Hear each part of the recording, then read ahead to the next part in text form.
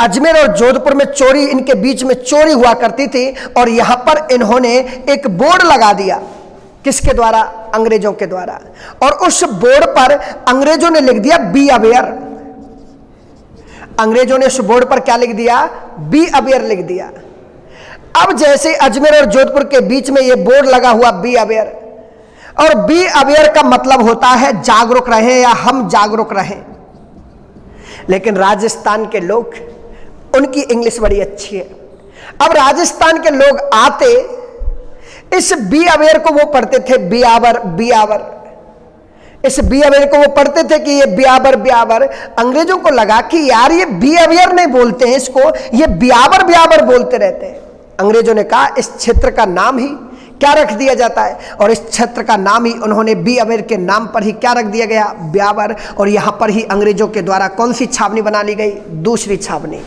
तो आपसे कोई पूछे अंग्रेजों के द्वारा राजस्थान में दूसरी कौन सी छावनी बनाई गई थी, तो आप बताना ब्यावर। पहली छावनी नसीराबाद, किसके द्वारा? नसीर उपाधि। ये जो पोस्टर लगाया ना, ये लगाया अंग्रेज अधिकारी एरिक डिक्सन के द्वारा। किसके द्वारा? एरन डिक्सन के द्वारा। और एरिक डिक्सन ने ही कौन सा शहर बसाया? ब्यावर शहर बसाया। तो आपसे कोई पूछे कि ब्यावर शहर किसके द्वारा बसाया गया, तो आप बताना एरिक डिक्सन के द्वारा बसाया गया। तीसरी छावनी जो बनाई गई थी, और जो तीसरी छावनी थी उस छावनी का नाम था एरनपुरा। तो अंग्रेजों के द्वारा तीसरी छावनी जो बनाई गई, उस छावनी का नाम क्या था? एरनपुरा। एक अंग्रेज अधिकारी हुआ करते थे, उसका नाम था मेजर डाउनिंग। एक अंग्रेज अधिकारी हुआ करते थे जिनका नाम हुआ करता था मेजर डाउनिंग। मेजर डाउनिंग से कहा कि यार तुम कोई नाम बताओ, क्या रखें। ये मेजर डाउनिंग लंदन में जन्म था इनका, और लंदन में एक गांव था, उस गांव में इनका जन्म हुआ और गांव का नाम था एरन। बाद में मेजर डाउनिंग ने रखा कि यार यहां राजस्थान में आकर मेरे गांव को प्रसिद्ध करेंगे, और बाद में इसी एरन के नाम पर अंग्रेजों के द्वारा राजस्थान में तीसरी छावनी कौन सी बना दी गई? एरनपुरा। टोटल कितनी छावनियां थी? 6 छावनियां थी। पहली नसीराबाद, दूसरी एरनपुरा, दूसरी ब्यावर, तीसरी एरनपुरा, चौथी याद रखना एक छावनी नीमच। ये राजस्थान में नहीं थी, ये एमपी में हुआ करती थी।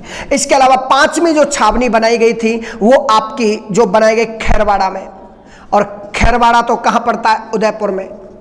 और जो 6ठी छावनी बनाई गई वो आपकी देवली में बनाई गई, और देवली तो कहां पर है? टोंक में।